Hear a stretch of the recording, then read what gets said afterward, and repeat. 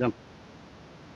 এতিয়া কি খেতি কৰিছে এবাৰ দেখিছোঁ আমি? খেতি আমাৰ সৰিয়হ ফুলি আছে। তাৰপৰা এইফালে বিলাহী আছে, আলু আছে, তাৰপিছতে কবি আছে, বেঙেনা, মটৰ এনেকে আছে আৰু। কিমান এই গোটেই এৰিয়াটোত কিমান খেতি কৰিছে?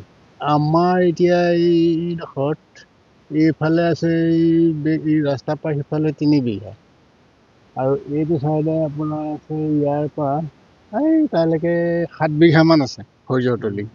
এই গোটেই অঞ্চলটোত প্ৰায় 40-50 বিঘা মাটি মানুহে খেতি কৰে। বেছি হ'লেও কম নহ'ব। আপোনাৰ অনুমান কিমান মান বিঘা? আমাৰ এইখিনি কিমান মান হ'ব বাৰু?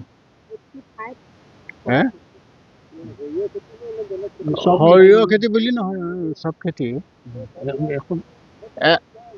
200-300 মান মানে বিঘা হৈ যাব আপোনাৰ এই মেথাৰিৰ পৰা এনেকে এই অঞ্চলটো গোটেইটো হেৰি কৰি পেলাই 100 বিঘা 300 মান বিঘা মাটি হৈ যাব। আপোনালোকে যিখিনি কষ্ট কৰে তাৰ ভাগটো আপোনালোকে উচিত পায় নে নাপায়? উচিত মজুৰি আৰু এতিয়া আমি বেপাৰী সিহঁতি যিমান পাৰে সিমান মানে সস্তাত নিবলৈহে বিচাৰে। এতিয়া ধৰক আপুনি বজাৰত যেনিবা 60 টকা কেজি হ'ল, ইয়াত সিহঁতি 30 টকা দিব, হয় নে নহয়? সেইডোখৰত আপোনালোকৰ অকণমান মানে দেৰি হয় আৰু। তাৰ পিছতো কষ্ট চাই পেলাই মূল্যটো নাপাওঁ। চৰকাৰীভাৱে আপোনালোকৰ সা সুবিধা? চৰকাৰীভাৱে তেনেকে সা সুবিধা এতিয়ালৈকে বৰ্তমান পোৱা নাই। নিজাববীয়া চব নিজাববীয়া। এতিয়া চৰকাৰেতো বহুত আপোনাৰ ধৰক বীজ যোগান দিয়ে, কিবা দিয়ে, লোৱা নাই? সেইখিনি আমি লোৱা নাই। আমি এইবোৰ যে নিজাববীয়াকে কৰিছোঁ, এইবোৰ চব নিজৰ পইচা খৰচ। এতিয়া আলু হওক, বিলাহী, কঠীয়া হওক, কবি, বেঙেনা, মটৰ, সৰিয়হ চব নিজৰ। চৰকাৰৰ ফালৰ পৰা আমি তেনেকে হেৰি কৰা নাই, বিচাৰি যোৱা নাই বাৰু। বিচাৰি গ'লে দিলে হয়, নহয় জানো? চব নিজৰ প্ৰচেষ্টা। প্ৰতিটো সময় প্ৰতিটো ঋতুৰে একোটা সুকীয়া বৈশিষ্ট্য থাকে, ব্যতিক্ৰম নহয় শীতকালো। হয়, আমি এতিয়া যিদৰে নতুনক আদৰাৰ আশাত, নতুনক আদৰাৰ উৎসাহত ব্যস্ত হৈ আছোঁ, ঠিক সেইদৰে প্ৰকৃতিও সৃষ্টি কৰিছে এক নতুন পৰিৱৰ্তনৰ। এতিয়া সৰিয়হ ফুলাৰ বতৰ।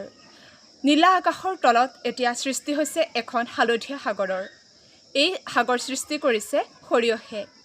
যিদৰে সৰিয়হক লৈ প্ৰকৃতিপ্ৰেমীৰ উৎসাহৰ অন্ত নাই, বিভিন্ন কবিয়ে কবিতা ৰচনা কৰিছে, গীতিকাৰে গীত সৃষ্টি কৰিছে, ঠিক সেইদৰে সৰিয়হৰ লগতে জড়িত হৈ আছে কৃষকৰ প্ৰাচুৰ্য প্ৰাপ্তিৰ আনন্দও। আৰু এই সৰিয়হক লৈ আচলতে সকলোৰে মনবোৰ ব্যাকুল হৈ থাকে, আৰু এই সৰিয়হৰ সুঘ্ৰাণ যি উজাই ল'ব পাৰি উশাহত, আৰু সেই সৰিয়হে বা সৰিয়হৰ সুঘ্ৰাণে সকলোকে হাত বাউলি দি মাতি সৰিয়হডৰালৈ। আৰু সেইখিনি সময়তে আচলতে আমাৰ মনবোৰো খুব ভাল লাগি থাকে।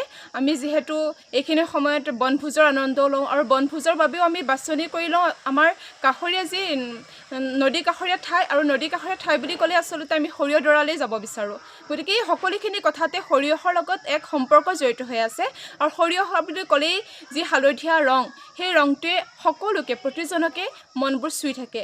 আৰু অনুভৱ কৰোঁ মই ভাবোঁ যে সৰিয়হে হওক বা হালধীয়া ৰঙেই হওক, বেয়া পাবলগীয়া কোনো মানুহ নাই। প্ৰতিজন যিহেতু প্ৰতিজন প্ৰকৃতিপ্ৰেমীয়ে হওক বা আন লোকেই হওক, সৰিয়হক ভাল নোপোৱা মানুহ নাই, সকলোৱে সৰিয়হক ভাল পায়। ধন্যবাদ।